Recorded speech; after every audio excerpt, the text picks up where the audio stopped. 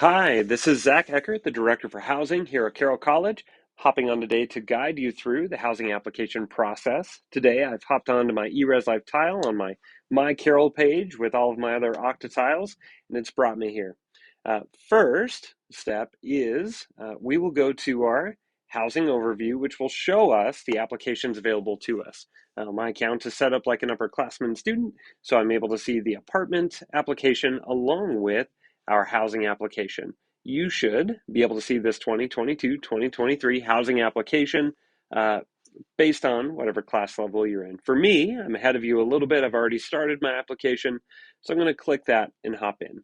See on the menu, it's broken our application down into 3 sections. So the first thing that you'll do is pick which housing opportunities you're interested in.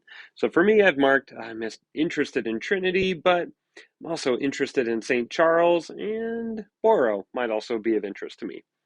So once I've selected those, I'll save and continue. Next, I'm into the application form, and so it's going to ask you for some important data. You can see by the red stars which required. I plugged in my phone number. I've already plugged in my emergency contacts, which, as you can see, should be very helpful in case of emergency. The other great thing about this application is once you get into the preferences section, when you have the opportunity to select multiple options, you can actually drag those around. So maybe, again, Trinity Hall was of interest to me. But maybe I've changed my mind and I would actually like to live in St. Charles. So I can drag that to the top, and then our housing team will be able to see which building you most prefer to live in. And you'll get those options throughout. And so which kind of room type might I like to live in? Let's see, maybe I'm looking for, uh, I'd be open to both a single room and having roommates. And then maybe I decide, you know what, overall, I'd like to have roommates more. What might be my floor preference for living on? Again, I've marked in second floor is of interest to me. And then we've just got some reminders here that we're going to ask you to agree to that are part of the housing agreement. Then you'll get the chance to move into your personal preferences. If you've filled out one of these applications before, likely we'll be able to pull over most of your answers, but we encourage you to review this and to review it honestly, because this is the information we'll use to help match you up with a roommate if you decide you would like assistance with that. Questions like, would you like to live with a student athlete? Helping to recognize some of the accommodations. As you'll know, we're an animal-friendly campus, and so being able to know whether you're able to live around animals or not, or if there's specific allergies, accessibility requests you'd like us to be aware of. And then you'll get to move into marking your preferences for your roommates.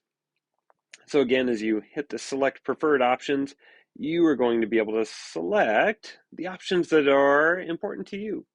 So when I go back to the form, please note that you can actually also select multiple options. So let's go to a different one. Say that, you know what, I am actually comfortable with all types of cleanliness in my space. I've got kids, so I kind of have to be. But for your roommate, you might prefer, you know what, I prefer to have someone who's neat first, someone who's casual, and I'm able to live with somebody who's messy, but it's kind of my least preferable. Again, all of these with preferred options will let you come in and order your preferences. So again, we encourage you to read through all of those. And at the very bottom, we've got additional reminders about the housing agreement, which is also linked to this form, and we're going to ask you to review. So if I've accepted all of these, I'm going to go ahead and save and continue, and it will automatically take me to the last part of our application, which is an agreement that I have open, read, and understood the terms and conditions file, which is the housing agreement, which, if I were to click on this link, would open that for me. Again, encourage all of you to do that. And I declare that all the information I've disclosed throughout this application process is correct.